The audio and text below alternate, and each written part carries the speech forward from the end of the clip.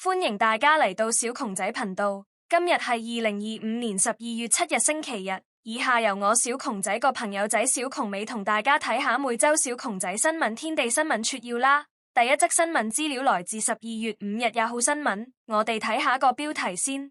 標題係宏福院大火，中大中醫學院提供免費中醫服務。呢則新聞撮要：宏福院上周三26日發生嚴重火災，大量居民傷亡，災民無家可歸。中大醫學院今日5日宣布推出大埔火災後贈醫施藥中醫調治計劃，為災民以同全港消防員提供免費中醫門診服務，以協助佢哋身心康復和調理。這次至免費中醫門診服務主要針對災後常見健康問題，包括吸入濃煙所導致呼吸道不適，例如咳嗽、痰多同埋咽喉灼熱等症狀，將透過中藥清肺排毒、化痰止咳方式來處理。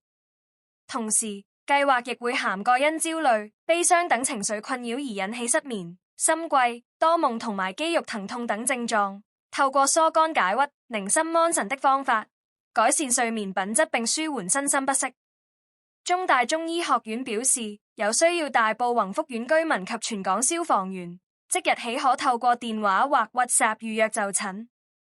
學院會為受影響人士提供不限次數及劑量的全科、方脈診症，年內服中藥，費用全免。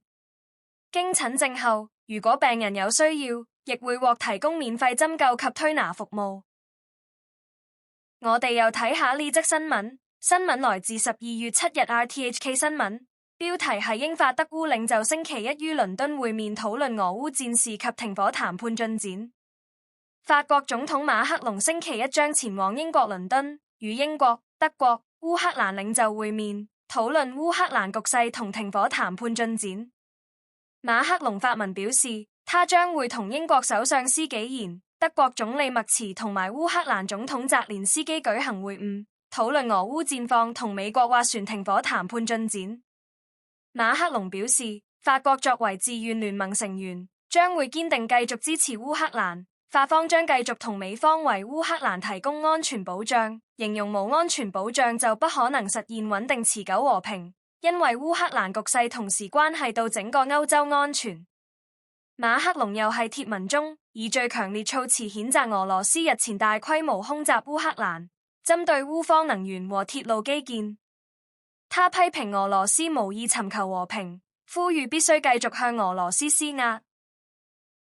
我哋又睇下呢則新聞，新聞來自12月7日 RTHK 新聞，標題係陳茂波稱金融監管機構協調並動員業界協助受災人士。立法會選舉投票日，財政司司長陳茂波早上到所屬票站投票，呼籲所有選民踴躍投票。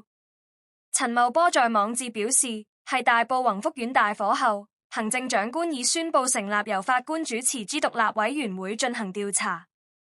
除了找出火災成因，必須推動徹底改革，填補漏洞，強化制度，避免類似慘劇再發生。佢話，相關改革必須有立法會支持和配合，認為行政同埋立法機關建設性互動，才能加速全面改革。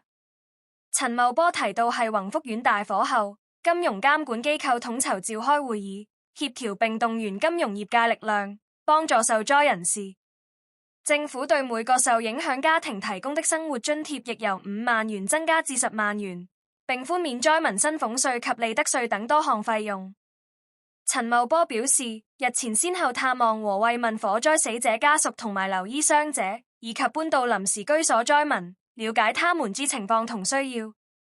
佢感激參與救災消防員、警隊、醫護人員及政府不同部門。而在救災過程中，中央堅定支持係重要支撐，國家和內地兄弟省市為香港提供不少物資和裝備上支援，並以警隊災難遇害者辨認組為例，內地提供外骨骼機械裝備，幫助他們在徒步上落數十層樓時，大大減低體力的消耗，有助提升搜索效率，也可以更快把遺體帶離現場。我哋又睇下呢則新聞，新聞來自12月6日香港01新聞。標題係國泰香港員工明年1月起平均獲加薪3.5%，公司早前已宣派1個月花紅。國泰已於11月宣布，將於明年1月向合資格香港員工派發相等於1個月薪金的2025年度酌情薪酬的花紅，非駐港員工則由當地團隊另行公布。另一方面，國泰亦設立利潤分享酬金，多數會在每年3月公布全年業績時向員工公布。在今年3月時，宣布向員工合共發放總數多於10星期工資，當中約1個月薪酬的花紅，已在1月時派發，即其後再派發的花紅等同約6星期薪酬。主席賀以禮當時指出，公司已承諾逾1000億元投資，以配合新落成的三跑道系帶來的機遇。又表示與同事分享成果向來是國泰的重要文化。唔知道大家對於以上節新聞有咩睇法呢？歡迎留言俾我，記得訂閱小窮仔頻道，下次見。